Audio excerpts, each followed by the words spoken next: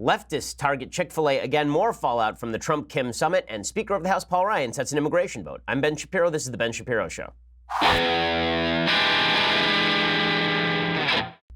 Well, plenty to get to today. If you missed it last night, we had a great new episode of Daily Wire Backstage with me and Andrew Klavan and Michael Knowles and Jeremy Boring. It was a lot of fun. You can go check that out on YouTube. You can check it out as well on iTunes or SoundCloud if you subscribe. I believe it came out in your feed this morning. And we have a lot to get to today. First, I want to say thanks to our sponsors over at Dollar Shave Club. So if you ever shower or brush your teeth or try to make your hair look presentable like you're a human being, you need Dollar Shave Club. I know your bathroom is just filled with all sorts of garbage that is just all over the place. Well, clean all that crap out and instead get all the great stuff from Dollar Shave Club. So they deliver everything you need to look, feel, and smell your best. It's shampoo, conditioner, body wash, toothpaste, hair gel, even a wipe that leaves your butt feeling tingly clean. I'm a big fan of their calming body cleanser. Seriously, the other night my wife said, "Why do you smell so good?" And she knew it was not the usual odor of Ben, and instead it was the calming body cleanser, the Amber and Lavender Delight. That was the calming body cleanser. Sometimes when I need to calm down, I just put on that calming body cleanser. I'm ready to go. It really is actually pretty spectacular. All of Dollar Shave Club's products are made with top shelf ingredients that won't break your budget, and you will feel the difference. Plus,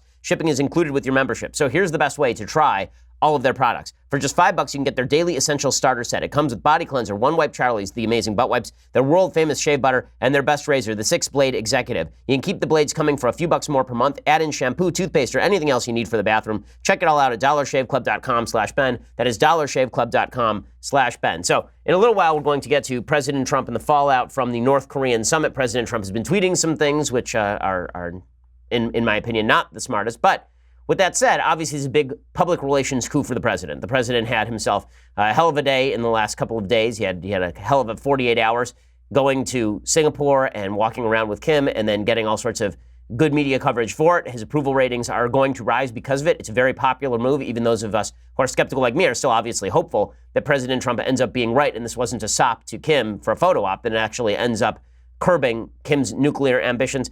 And you know what? Why don't we just jump right into that? So President Trump this morning, he tweets out, quote, "Just landed. A long trip, but everybody can now feel much safer than the day I took office. There's no longer a nuclear threat from North Korea. Meeting with Kim Jong-un was an interesting and very positive experience. North Korea has great potential for the future." And listen, I think that if North Korea decides to integrate into the family of nations and liberalize and get rid of the nuclear weapons, there is a great potential for the future. For President Trump to say preemptively there's no longer a nuclear threat from North Korea is obviously untrue. There's not a single North Korean weapon that has been disarmed at this point. They have not destroyed any of their nuclear capacity. And this sort of preliminary triumphalism, I objected to it yesterday because I think that it boxes President Trump in. I think if President Trump wants to actually get something good out of North Korea, it is trust but verify, but you actually have to verify. And you can't trust that he's disarming when he hasn't disarmed. He hasn't even set a timetable for disarming. The North Korean headlines, the one they're putting out in North Korea, suggests that Kim is telling his own people that the United States and North Korea have agreed to joint disarmament. What that technically means is that Kim Jong-un is claiming to his own people the United States is going to disarm nuclearly alongside North Korea, which of course is totally insane and never going to happen. Trump also tweeted, "Before taking office, people were assuming that we were going to war with North Korea. President Obama said that North Korea was our biggest and most dangerous problem. No longer. Sleep well tonight." Well, again, the sort of preliminary triumphalism, I think, is actually not useful and is pretty counterproductive. Because here's the thing. What President Trump did is he basically signed an advance against royalties. So when you're in the book industry, right, when you write a book, then publishers typically give you an advance, and the advance is supposed to incentivize you to write the book, and then you write the book, and then you get royalties on the back end. But you don't immediately get the royalties. Instead, what happens is that you have to pay off your advance. So if they advance you $20,000 for an advance, you have to make $20,000 worth of royalties, and those go back to the publisher, and then you make whatever royalties are on top of that. Well, in negotiations, what President Trump effectively just did is he gave Kim Jong-un an advance against royalties. He said, "Listen, I'm going to give you preemptively, preliminarily, a lot of credibility on the world stage. I'm going to let you stand up here with me. I'm going to give you the honor of shaking my hand. I'm going to allow you to fly your flag alongside the flag of the United States. I'm going to grant you tremendous international legitimacy," which does have a practical impact. It means that a bunch of countries located around North Korea are not going to isolate North Korea nearly as intensely as they were before. Instead, it looks like they're going to try and move toward normalization of relations with North Korea. All of that is a preemptive give by the President of the United States. Now, as I said yesterday, maybe this ends up being a triumph. The way it ends up being a triumph is if Kim Jong-un actually does want to come to the table, and not just come to the table, but offer denuclearization in a real way. If it turns out that President Trump gave an advance against royalties and then Kim Jong-un doesn't earn out, right? Kim Jong-un's book doesn't sell. Kim Jong-un doesn't actually give President Trump what he wants in return. Then President Trump got bamboozled. And the real question is going to be, is President Trump willing to flip? Is President Trump, because of the mark of a good negotiation here, if you're going to give an advance against royalties, is you claw that back, right? If Kim Jong-un is lying, if he's not telling the truth, then Trump claws it back. Now, I have very little doubt that if President Trump is humiliated by Kim Jong-un publicly, that he will go after Kim Jong-un personally. He has done that before with all the little Rocket Man talk, which, by the way, I kind of liked, right? I mean, I talked about it at the time, and I said that it was kind of hilarious and worthwhile even. You know, is the president willing to flip on Kim Jong-un? Now, we know that President Obama was not willing to flip on people who screwed him in talk. So when it came to Iran, President Obama was so invested in the idea that he'd gotten a great deal that when it was very clear that Iran was using all of the money that they had now gotten for terrorism and long-range missile development, Obama kept proclaiming that Iran had been moderated, that something magical had been done in Iran. He became the PR agency for Iran. Well, what we don't want from the Trump administration is for them to become the PR agency for North Korea because they're so invested in the possibility of a deal that they start pretending that a deal exists when a deal does not exist. That's why I don't think that it is worthwhile for President Trump to be going out there and preemptively saying that North Korea is no longer a threat or a problem, that we've solved everything. That's not verification, right? That's just trust. You need trust, but verify. President Reagan, people are comparing Trump to Reagan because Trump met with Kim Jong-un and Reagan met with Mikhail Gorbachev. But Reagan never came away from a meeting with Mikhail Gorbachev and said, listen, the USSR is no longer a threat. They've been disarmed. Everybody can sleep easy in their bed tonight. Reagan never said that. What he said is, the negotiations are progressing. We're working on something. We're going to try and get them where we need to go. It's moving in the right direction. All of that, I think, would be more useful for the president than for the president to go out there and start preliminarily declaring victory. He also said, we save a fortune by not doing war games as long as we are negotiating in good faith, with which both sides are. Again, it's not up to the president to determine whether the North Koreans are negotiating in good faith. We don't know that yet. We just don't know that yet. And to assume that they are negotiating in good faith is, I think, a fool's errand. We actually have to assume they're negotiating in bad faith until they prove it to us. Right? This should be show me. Right? It's time for the Kim family to show the United States, to show President Trump that they really mean what it is they are saying. And this is not me being critical of President Trump for the sake of being critical of President Trump. I spent the last several weeks praising President Trump on issues ranging from the Jerusalem move to some of his domestic policies with regard to regulation. Go back and listen to the show. I've been doing it for weeks, right? But the fact is that when President Trump is putting himself in a bad position vis-a-vis negotiations, he's putting himself in a bad position vis-a-vis negotiations, and he's putting the United States in a bad position vis-a-vis negotiations. Now, is it possible that all this works? Yes, but it's a high risk, high gamble, right? I mean, there's a high risk gamble that the president is making right now. It's high risk, high reward. Maybe he goes out there, he shakes hands, he takes it on himself, he makes it look as though he's legitimizing Kim, and then it turns out that Kim is Mikhail Gorbachev and something great comes out of this. Maybe that's what happens here. But I'm going to wait for the great thing to come out of it before I start preliminarily praising. And when I see the wild praise that's happening on TV or the wild rips that are happening, oh, it's the end of the world, this is obviously stupid. When I see both of those things happening, it suggests to me that people are jumping to their partisan hackery, that people are jumping to, I want this to be good. I want this to be good for President Trump. I like President Trump. I trust President Trump. Therefore, I'm not going to trust but verify about President Trump. I'm just going to trust President Trump. Well, I don't trust any president. I trust President Trump on policy much more than I trusted President Obama, obviously. But in the end, everything has to be verified, and the deal has to be verified. So President Trump tweets out that we are losing that we save a fortune by not doing war games as long as we are negotiating in good faith. Number one, he shouldn't be using the term war games. War games is a North Korean propaganda term for what it is the United States does with South Korea. Those are military exercises. They're military naval exercises that we do with South Korea for preparedness for our troops. I've talked to members of the military yesterday who talked about what it is that we do in South Korea. Those war games, supposedly, are also directed toward China. Right? They're directed toward training up a group of folks who can work in concert with American troops if, God forbid, some sort of military conflict breaks out on the peninsula. Look, we all want the same thing here. We all want North Korea to disarm. The question is whether you think that President Trump's original approach, right, the harsh approach with North Korea, was more likely to bear fruit, or if you think that President Trump has to really give Kim Jong-un a bear hug in order to accomplish this. I think that neither is particularly necessary. I think that I would rather have President Trump wielding a big stick and letting his lower-level negotiators go and negotiate a deal rather than preemptively granting Kim Jong-un all this sort of international credibility and legitimacy and taking our allies in the region and making them more friendly to Kim Jong-un. Again, high risk, high reward. You know, if it pays off, it's great. If it doesn't, then it's not going to be all that great. And we're not going to know that for at least several months, probably. So President Trump didn't stop there. Then he tweeted out, so funny to watch the fake news, especially NBC and CNN. They're fighting hard to downplay the deal with North Korea. 500 days ago, they would have begged for the deal. Looked like war would break out. Our country's biggest enemy is the fake news so easily promulgated by fools. Now, look, I think when President Trump rips into the fake news, I think sometimes that's absolutely justified. I think that it is absolutely justified for the president to point out that a year ago, everybody was deeply worried that North Korea was going to nuke us into obliteration, right? We were going to get into a nuclear exchange with North Korea. Just a few months ago, the media were proclaiming that Trump was somehow going to gin up a nuclear war on the Korean Peninsula. And now it's Trump surrendering. Well, which is it, guys? I mean, either you like kind of more muscular Trump or you like negotiating Trump, but you got to pick one. You can't do this routine where Trump is either going to bring about world peace or he's going to bring about nuclear war. This inconsistency from the media really is quite galling. So I understand why President Trump is upset. With that said, when the president says our country's biggest enemy is the fake news, and then at the same time, like really within a couple of hours, he's tweeting out that North Korea is no longer our biggest and most dangerous problem. Instead, they have great potential for the future, and there's no longer a nuclear threat. Okay, then the North Koreans, that is still an evil regime, okay? As much as I dislike a lot of members of the mainstream media, as much as I think that they are lying on a frequent basis, or at least biasing their coverage on a frequent basis, I'm not going to pretend that I think of the anchors at CNN in the same way I think of Kim Jong-un. Okay, our country's greatest enemy are not the fake news. Our country's biggest enemy are places like North Korea still, at least until they prove that they are not our enemy, and they have not come close to proving that as of yet. So, Mr. President, take a page from the Reagan playbook, trust but verify. Trust but verify. And in the case of Kim Jong-un, I wouldn't even trust but verify. Nothing has been put on paper yet. In the case of Kim Jong-un, I would distrust and verify.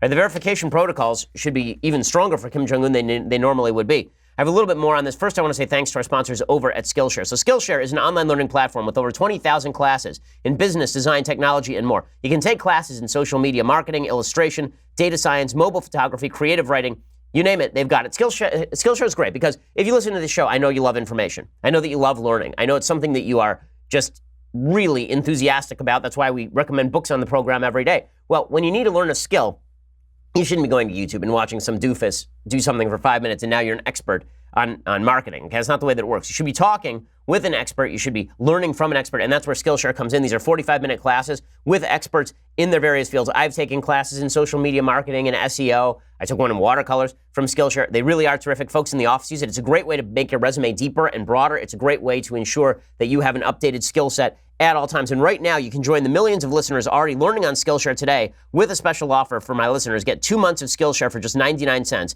Right now, Skillshare is offering Ben Shapiro Show listeners 2 months of an unlimited access to over 20,000 classes for just 99 cents. Again, Skillshare.com/Shapiro. That's Skillshare.com/Shapiro to start your 2 months for free right now, or for just 99 cents right now. That's Skillshare.com/Shapiro. Go check it out. You really will enjoy it. And when you use that /Shapiro, it lets them know that we sent you as well. Okay, so again, should we be optimistic about what President Trump is doing with North Korea? Sure. I think optimism is warranted. I think everybody should be optimistic and hopeful. The president needs to be the strong leader he has been on foreign policy. I've been very critical of the president when I think he's wrong. I think that there's risk the president is wrong here. And I think the president needs to show the same sort of strength and fortitude as he did when it came to the Iran deal that he is with the North Korean deal. Remember, he rejected the Iran deal. Right? He said the Iran deal is no longer good because we cannot trust the Iranians. And that was after we had signed a deal. Right? He said we cannot trust them. That was Obama's deal, so he wasn't tied to it. What I'm afraid of is that President Trump is going to make a deal with the North Koreans that isn't that great, and then he's going to feel tied to that deal because he made the deal in the first place. I hope that's not the case, and I think his advisors, I hope, will advise him that that should not be the case. Mr. President, by all means, extend the warm hand to North Korea if you think that that's going to succeed. But on the other hand, it's a velvet glove, and inside there must be an iron fist. And if the iron fist is gone already, then we've just handed Kim Jong-un a victory. There's either going to be a Trumpian triumph or it's going to be a Kim coup. And President Trump gets to decide how that goes. Remember, this is not a negotiation between equals. The United States is the most powerful country in the history of the world by a factor of 10. There is no reason that the United States should have to stoop down to Kim Jong-un's level in order to get him to do anything. And the fact is that President Trump is already granting some sort of concessions to the Chinese. So listen, maybe I'm totally wrong here. Maybe the president has in his back pocket a big win from Kim. If so, then I look forward to seeing that big win. So far, all I've seen is an advance on royalties from the president to Kim Jong-un. I don't see that as a victory for the United States unless there is a back end to this deal. If it turns out the president advanced a bunch of trust to Kim and Kim actually wants to do something, everything will be fine. If not, then the president made a big mistake and got bamboozled by Kim. And I'm not going to preemptively declare one way or another, as so many people seem to want me to, and so many people seem to be angry that I am not. I'm not preliminary celebration about negotiations is not my favorite thing. I just don't think negotiations are worth celebrating preliminarily. It's the outcome of negotiations that ends up mattering in the long run. Now, with all of that said, this is a very popular move. The polls show that this may be the most popular initiative that Trump has ever undertaken. There's a new poll out right now about Trump and Kim, and it shows that voters are somewhat skeptical that Trump is going to convince Kim to give up his nukes, but most Americans and South Koreans do, in fact, back the summit. Nearly half of voters are confident Trump can handle threats posed by North Korea, but significantly fewer believe he'll be successful convincing them to get rid of their nuclear program. With that said, the summit itself is very popular because people feel like something has to break the impasse. I think the American people are basically correct about all of this. Okay, well, meanwhile, the left is struggling to come up with a message to run on in 2018 and 2020, and the radicals on the left continue to drive the conversation. So there's a big conference that's supposed to happen in the next couple of days. It's Bernie Sanders and Elizabeth Warren. I believe Cory Booker showing up, all of the prospective 2020 Democratic nominees. And they keep saying they have great ideas, and I'm waiting to hear their ideas because I don't really see their great ideas. Instead, what I see is that this party, which proclaims that it is mainstream, is constantly being driven to the far left by its base.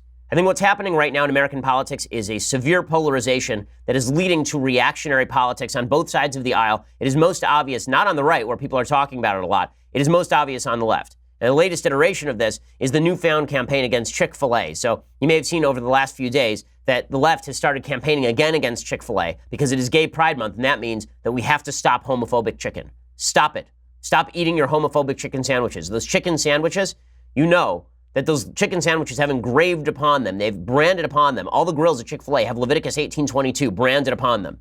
So you have to make sure that you do not come anywhere close to those homophobic chicken sandwiches. The latest comes from Noah Mickelson over at Huffington Post. He writes a long piece called, "If you really love LGBTQ people, you can't just keep eating Chick-fil-A."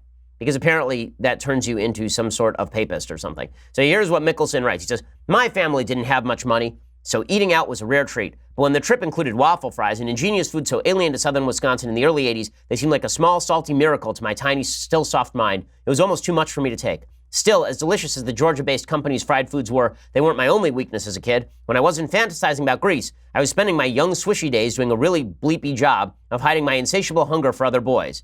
So what does that have to do with the chicken exactly? So Mickelson says, "You can imagine how upsetting it was for me when Chick-fil-A's president, Dan Cathy, proudly came out as a homophobe in 2012 by claiming, quote, 'We are inviting God's judgment on our nation when we shake our fist at him and say, we know better than you as to what constitutes a marriage. And I pray God's mercy on our generation that has such a prideful, arrogant attitude to think that we have the audacity to define what marriage is about.'" That is not a homophobic statement by Dan Cathy.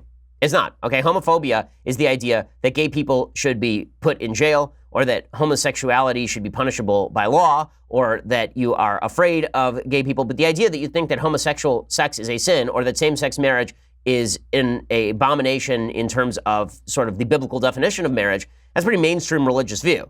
I've many gay friends, right? I am in favor of the government getting out of the business of marriage altogether. As a religious person, I also believe that homosexual sex is a sin because I am, in fact, a religious Jew, right? I mean, this is just part of the religious Jewish tradition. That has nothing to do with quote-unquote homophobia. Anyway, because Dan Cathy has these views, now we have to not eat chicken sandwiches from Chick-fil-A. Now, has Chick-fil-A ever told gay people they can't eat at Chick-fil-A? No. Has Chick-fil-A ever fired an employee for being gay? No. Does Chick-fil-A cover the benefits of gay employees? Yes. Does Chick-fil-A actually provide food to the victims of the Orlando shooting at a gay nightclub? You bet. But apparently, because Dan Cathy doesn't agree with Noah Mickelson, it is time for the entire LGBT community to boycott the entire company of Chick-fil-A. Now, here is why this is so stupid and so problematic for the country. When you have entire groups of people boycotting companies on the basis of the political perspective of the leader of that company, not based on the activity of the company, right? You can boycott based on the activity of the company. That I think is fair. But boycotting based on the views of the company's owner, or based on the fact that the company donates its profits to Christian groups who have particular viewpoints on sexual orientation, I don't see how that's good for the country. It is not. It means that you are now going to be obligated to vet the political viewpoint of everybody you do business with. And then we are going to break off into these hive-minded little cliques of people who only do business with, hang out with, and have conversations with people with whom we fully agree, and we try to bankrupt everyone else. That makes for a pretty terrible First Amendment environment in the United States. Now, this isn't an implication of the First Amendment itself. This isn't government regulation of Chick-fil-A, but there's such a thing as a sort of a free speech attitude, and the free speech attitude in the United States is going by the wayside as we call for companies the members of companies to change their own particular political viewpoint, not their action, their political viewpoint expressed by them in order so that they can earn our business. It's really, really negative. And that's not the only extreme viewpoint that's now being pushed by the left. And the left is also now pushing extreme viewpoints with regard to masculinity. So the latest iteration of this comes courtesy of Sarah Rich over at The Atlantic. So Sarah Rich has a long piece over The Atlantic called "Today's Masculinity is Stifling." Okay, let me just point out, today's masculinity is less stifling than at any time in the recent past, because the fact is that today's masculinity has almost nothing to do with masculinity. Masculinity used to be tied to the idea of obligation to protect. Now, when I teach my son to be a gentleman, what I'm going to teach him is that it is necessary to protect those who are weaker than you are. You know, if you've ever seen the movie American Sniper, there's a long monologue where the main character talks about how basically people are either sheep, wolves, or sheepdogs. They're either going to be aggressors, or they are going to be followers, or they're going to be sheepdogs protecting the sheep against the wolves. It is the job of men to be sheepdogs, essentially. That is what being a gentleman is. It's upholding a moral standard, a standard of values, taking the slings and arrows in order to protect others. Right? That's what being a man is all about. But we have sort of gotten rid of that, and instead we've gone with sort of the affectation of manhood. So the affectation of manhood is, I work out a lot, and I drink lots of beer, and this is what makes me a man. I smoke cigars, and that's what makes me a man. Okay, what makes you a man is whether you are willing to protect people who are weaker than you, and whether you are willing to instill a system of values that protects the liberties of others who are not you, right? That is what makes you a good human being, and more importantly, it's what makes you a good man in terms of masculinity. That's why it's more important for men, right? And when you rip away men's mission, men tend to become destructive. But if the idea is that masculinity now is too restrictive, what's so restrictive about it? Well, it turns out that when you identify masculinity with the affectation, there are a bunch of people who don't like the affectation. So first the feminists came for the idea that men should not protect women because that was sexist. And then they came for the idea that men should not even engage in the affectation of manhood. They should not dress like men. They should instead dress like women. Or if they do dress like women, that doesn't make you less of a man. Okay, they've done this routine where masculinity was reduced to the appearance of masculinity, and then that itself was attacked. So that's exactly the case that's being made by Sarah Rich, except she is attacking. She says, in hindsight, our son was gearing up to wear a dress to school for quite some time. For months he wore dresses, or his purple and green mermaid costume on weekends and after school. Then he began wearing them to sleep in lieu of pajamas, changing out of them after breakfast. Finally, one morning, I brought him his clean pants and shirt, and he looked at me and said, I'm already dressed. He was seated on the couch in a gray cotton sundress covered in doe-eyed unicorns with rainbow manes. He'd slept in it, and in his dreaming hours, I imagine, stood at a podium giving inspirational speeches to an audience composed only of himself. When he'd woken up, he was ready. He walked a half block to school with a bounce in his step, chest proud. My friends are going to say dresses aren't for boys, he told me casually over his shoulder. They might, I agreed. You can just tell them you are comfortable with yourself, and that's all that matters. I thought of all the other things he could tell them. I began to list them, but he was off running across the blacktop. I scanned the entrance to see whether any parents noticed us as they came and went. I hadn't expected my stomach to churn. I felt proud of him for his self-assuredness, for the way he'd prepared for this quietly and at his own pace, but I worried about what judgments and conclusions parents and teachers might make. And of course, I was worried that somebody would shame him. Well, they shouldn't shame him. They should shame you. You're a bad parent. Okay, I'm just going to put this out there. You're a bad parent. You should not be allowing your young boy who is not old enough to figure out the ways of life. Okay, this is a kid who has not hit puberty yet. This is not a kid who is old enough to have figured out masculinity and femininity. For you to have sent him to school in a dress so that he can be made fun of by all the other kids is a nasty thing for you to do as a parent.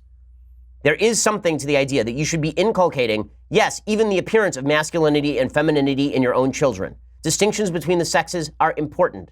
And it is you who are confusing your child. Your child is not going to be happier because your child is confused as a general rule. There are exceptions, but as a general rule, being gender confused and being confused about the sort of appearances of gender, it is not a worthwhile thing. Okay, you're pleased with his self-assuredness? The kid's 7. The whole self-esteem movement, the idea that you can subjectively define the reality around you and everybody is expected to adapt, that is not going to work out well. Okay, now that doesn't mean the kid should be bullied. The kid should not be bullied. Bullying is bad in all cases. You shouldn't bully the kids. But parents have an obligation to protect their kids from bullying, and they also have an obligation not to confuse their kids about basic concepts of sex and gender. The idea that boys and girls dress differently is true in every society in the history of mankind. Now, you may say that there are other societies where boys wear kilts or boys wear skirts or whatever it is. That's not true in American society, and it is true that in Scottish society, men and women do not dress the same. Men and women do not dress the same because men and women are, in fact, not the same. And it is important to re-inculcate those gender differences. Those gender differences are a beautiful part of life. Those gender differences make your child less confused. You're telling me when the kid was 3 and put on a dress, you couldn't have said, you know what, sweetheart, that's not really appropriate. Let's go put on some boy clothes. But even that statement is apparently too radical for the entire left. And listen, I'll get a lot of flack for saying this, obviously, from the left, because the idea is that we're supposed to pretend that all choices you make for your child are equivalent. They are not equivalent. This article continues. In the afternoon, he was still wearing the unicorn dress. He skipped down the sidewalk, reporting that some kids had protested his attire, but he'd assured them he was comfortable with himself. With that, the seal was broken. Most days since, he's worn a dress from his small collection, though he also favors a light blue guayabera, the classic collared button-down worn by men and boys in Cuba and the Philippines. Classmates' objections continued, but with less frequency and conviction. One day, when my husband dropped him off, he heard a little girl stand up to a naysayer and shout, "Boys can like beautiful things too." But they can't. Not without someone looking askance. To embrace anything other than feminine, if you're not biologically female, causes discomfort and confusion, because throughout most of history and in most parts of the world, being a woman has been a disadvantage. No, that is not right. To embrace female dress when you are not a woman, it's not about that femalehood is less. It is the idea that masculinity and femalehood are distinct. Okay, these are not the same thing. And that when you blow through those distinctions, you are making life worse for your child. Okay, gender confusion in children is a dangerous thing. It is not a good thing. And reinstating that, I don't know why you would want to do this as a parent. I mean, I understand why this person wanted it. She can virtue signal about it in the pages of The Atlantic, so she can prove what a wonderful person she is by giving her child the Rousseauian Emile childhood, where the child gets to make every decision for themselves. Children are not capable of making important decisions for themselves. Okay, I have a 4-year-old and a 2-year-old. They do not get to make important decisions for themselves, because if they did, they would both make stupid decisions, because little kids are stupid. Okay, little kids don't know anything. The whole point of civilizing young barbarians into civilized people is to make sure that you set some sort of standard. Now, is this the most important thing in the world, that you don't let your kid dress in a dress?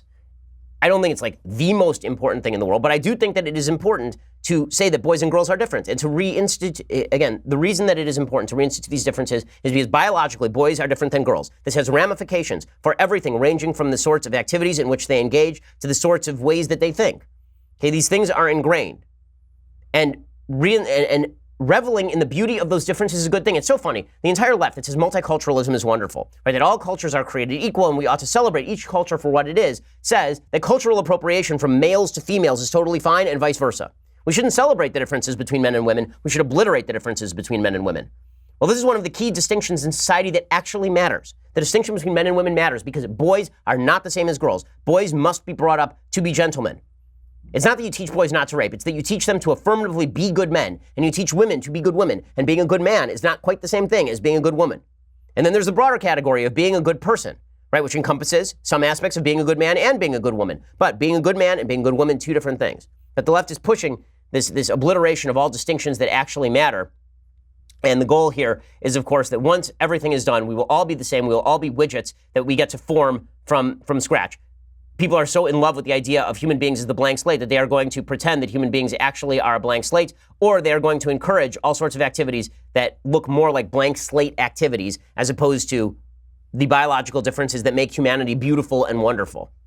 And this is what the left is embracing on a large scale, and it really is disturbing. And it's bad for kids, okay? This kid is not going to be healthier, in my opinion, as a result of his mother sending him to school in a dress. The fact is, even if the kid happens to have gender dysphoria, 80% of all children who identify as a member of the other gender, I understand cross-dressing and gender dysphoria, not the same thing, but 80% of kids who have the most extreme form of body dysmorphia, they believe that they are a girl in a boy's body, grow out of it by the time they are teenagers.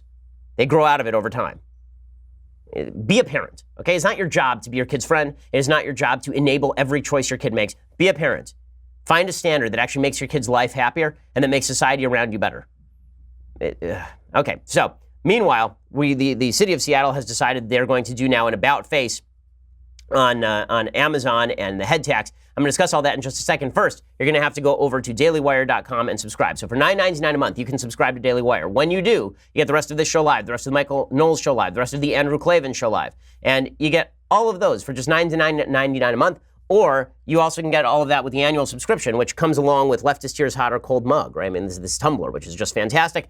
And you get that for cheaper than the monthly subscription. Also, by now, you've probably heard the Ben Shapiro Show is available on Amazon Alexa and Google Home. So if you have a virtual assistant, you can listen to my podcast with a simple voice command after you enable the skill on Alexa or ask Google to talk to the show. For more information, you can check out our pinned tweets on Facebook and Twitter, and that'll allow you to do all of that. Plus, you should subscribe. Go over to iTunes, go over to YouTube, subscribe, and that makes certain that you will be updated when we have our Sunday special. So this Sunday special is going to be with Skeptic magazine editor.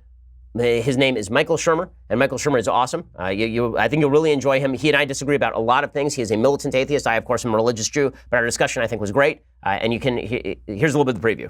Hi, I'm Michael Shermer. I'm happy to be here on Ben Shapiro's Sunday Special, where we'll be talking about, well, pretty much every big issue there is: God, free will, consciousness, science and religion, the basis of morality, right and wrong. I mean, did we leave anything out? And by the way, we answer all the questions. So you can get the whole thing in an hour. You don't have to go to college. You don't have to read the Bible. Just tune in. That's all you need.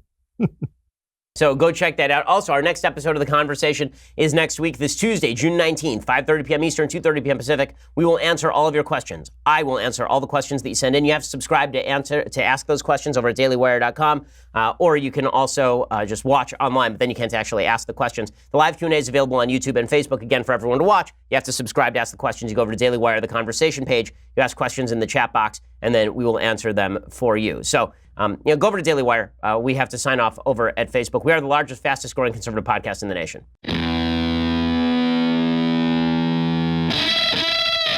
So as I say, the left has become rather radical, and we're supposed to ignore that because the right is also becoming more reactionary.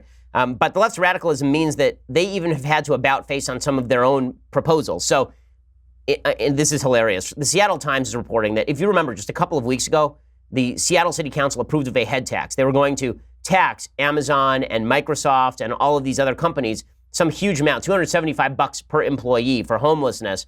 They were going to tax all these major companies in the city of Seattle. Less than a month later, they reversed it. So in a stunning reversal without parallel in Seattle's recent political history, according to Daniel Beekman of the Seattle Times, the city council voted 7-2 on Tuesday to repeal a controversial head tax on large employers like Amazon. Mayor Jenny Durkin plans to sign the repeal into law. So that lasted for about 5 seconds. The move came as a business-backed campaign to kill the tax prepared to submit petition signatures this week to qualify the referendum for the November ballot. People on both sides of the head tax debate packed the council chambers, waving signs with the slogans, "Tax Amazon" and "No tax on jobs." As the council members voted, they were drowned out by activists who chanted, "Housing is a human right." Before the tally, councilmember Lisa Herbold said she felt like crying. But she would side with the majority of her colleagues because the Seattle Metropolitan Chamber of Commerce had managed to persuade the vast majority of voters to oppose the tax. In other words, they knew that when the tax came up for a vote, it was going to lose. So they preemptively decided to kill the tax, and they all felt like crying. Because it turns out that when you pass some of the world's stupidest policies, even the leftist voters of Seattle can't stand it, and you're going to have to reverse yourselves and then weep about it. Herbold said she lost hope over the weekend after seeing poll results and talking with advocates. Better to retreat now rather than see voters cancel the tax in November after a months-long bitter struggle, she said. Quote, "This is not a winnable battle at this time. The opposition has unlimited resources." I love how the left in Seattle suggests that the Chamber of Commerce has unlimited resources. It's the city of Seattle. The city of Seattle is about as left a city as there is in the United States. And yet even the city of Seattle was going, nope, sorry, can't do that. You're going to alienate all the businesses. So as the left moves further to the left, they are alienating the center. Well, you would assume from that maybe the best move for the right would be to, grab that center, since the left is apparently abandoning that center. Well, instead, the right is having so much fun drinking leftist tears that some on the right have decided in primaries that it is worthwhile to simply go after the candidate who is the most Trumpy in affect, the candidate who is most ensconced in sort of the radical language that ticks off the left, which is why last night Corey Stewart won his primary in Virginia. So Corey Stewart was running against a guy named Nick Freitas. The campaign was really close. It came down to 2%. And Corey Stewart, who was expected to win, it should be said, by double digits, he'd run a very close race before in Virginia, I believe, for the governor's seat, and then he was beaten by Ed Gillespie in that governor's primary. Well, now he's won the Senate runoff, and he's going to run against Tim Kaine. He will likely lose, but Corey Stewart won, and he won because he was sort of the most Trumpy guy in the race. Now, Corey Stewart comes along with an enormous amount of baggage. Corey Stewart has hobnobbed with some pretty nefarious characters in the past. He's tried to disassociate from those characters. He went to a sort of neo-Confederate ball. He made one of his key issues the upholding of Confederate monuments, which I think is a controversial issue at the very least. Corey Stewart he's a political animal for sure, and he's, again, likely to lose in the race to Tim Kaine. But it seems like the right, in its desire for a reactionary anti-establishment politics, is embracing candidates who may not be the strongest candidates in the world. The same thing holds true in South Carolina last night. So Mark Sanford lost his congressional primary last night. He's an almost 5-term member of the House of Representatives, and he lost his primary election to a political newcomer, State Representative Katie Arrington, by a 50.5% to 46.5% margin. And Arrington was a Romney and Rubio supporter in the primaries. she ended up supporting Trump and said she would do so in the House. Sanford was a Trump supporter in the 2016 election. The media's sort of take on this is that Sanford was too anti-Trump to win. I don't think that's actually true. I think what happened is that Sanford ran a really lackluster campaign in his own district. But the impact is going to be that Arrington is more militant in her approach. Sanford is a lot less militant. And also he said some pretty abrasive things about President Trump in the past. So what does this mean for Republican primary voters? What does this mean for the Republican Party in general? Well, it means that I understand why there's caution on the part of Republican legislators going up against President Trump. The fact is that you cannot be fully anti-Trump and win in the Republican Party right now. End of story. You cannot be fully anti-Trump in the Republican Party as a legislator and win. And that makes a certain amount of sense in the sense that President Trump is, in fact, the president of the United States. But it does mean cutting off your nose to spite your face, because the fact is that Mark Sanford was voting 90% of the time with President Trump, including on some of his biggest priorities. Katie Arrington is a bigger government proponent. And she campaigned against Mark Sanford being too small government, which suggests that if you are voting for a candidate based on their support level for President Trump's language rather than President Trump's agenda, or if you're voting for a Republican candidate based on how much they like Trump, not how much they like limited government, that should be a sign that you're doing something wrong. Okay, that's not actually a really good thing, I think. Okay, in just a second, I want to talk about immigration and AT&T Time Warner. But let's get to this immigration story. So this is an amazing story. There's a lot of talk these days about President Trump being too harsh on immigration. This has been specifically said about separating families at the border. As I have made clear in the past, the law of the land requires that families be separated at the border when there is an illegal immigrant who brings a child across the border and you want to arrest the illegal immigrant. The left solution is don't arrest the illegal immigrant, which is no solution at all. Illegal immigration continues to be a threat to certain areas of the country. I don't think that illegal immigrants are generally coming across to commit crimes. I don't think that illegal immigrants are bad people. I know too many illegal immigrants to believe that. But I do believe that any country that is worth its salt has to enforce its border. And it is also true that we cannot vet the people who are coming through illegally. We just can't. And the latest case in point of this is a situation at a high school in apparently Maryland, where MS-13 is now recruiting people. This is according to the Washington Post. Okay, this is not a right-wing source. The boys had once been friends before MS-13 began recruiting one of them. Now, as other students streamed to class one April morning at William Wirt Middle School in Riverdale, Maryland, this middle school, these kids are like 11 or 12, the two teens squared off in the third-story bathroom, a fight captured by another student on his cell phone. The MS-13 recruit threw a punch at his former friend's head. His opponent ducked and tackled the 15-year-old, their sneakers squealing as they tumbled to the green tile floor. "I like that," someone shouted off camera as the recruit tried to cover his head. "That looks like it hurt," someone wrote under the video, which was uploaded to Instagram. Gang-related fights are now a near-daily occurrence at Wirt, where a small group of suspected MS-13 members at the overwhelmingly Hispanic school in Prince George's County throw gang signs, sell drugs, draw gang graffiti, and aggressively recruit students recently arrived from Central America, according to more than 24 teachers, parents, and students. Most of those interviewed asked not to be identified for fear of losing their jobs or being targeted by MS-13. Now remember, when President Trump called MS-13 animals, many people on the left were very upset about all this. This is a serious problem, okay? It's a real problem. When MS-13 is recruiting in junior highs, that's scary stuff. Although administrators deny Wirt has a gang problem, the situation inside the aging, overcrowded building has left some teachers so afraid they refuse to be alone with their students. Many said they had repeatedly reported incidents involving suspected gang members to administrators, only to be ignored, claims supported by documents obtained by the Washington Post. Teachers feel threatened but aren't backed up. Students feel threatened but aren't protected, one educator said. The school is a ticking time bomb. The gang's president at Wirt comes at a time when the Trump administration has declared war on MS-13 and communities throughout the country are confronting a surge in MS-13-related violence. This is why I'm not going to get on Attorney General Jeff Sessions for being harsh on immigration. I don't think that he is wrong about his perspective on immigration. So Jeff Sessions has gotten into controversial territory recently because he released a 31-page decision narrowing the grounds for asylum for victims of private crime. So the asylum law is that if you are a victim of a government, that if you are coming to the United States because you're a political dissident, basically, that we are more likely to grant you asylum, but we had broadened that out to include people who, for example, were victims of domestic abuse. So you live in Guatemala and your husband beats you, and now we have to take you in for asylum. Jeff Sessions had said this is not what the law is for, and here's what he had to say about it. Asylum was never meant to alleviate all problems, even all serious problems that people face every day all over the world.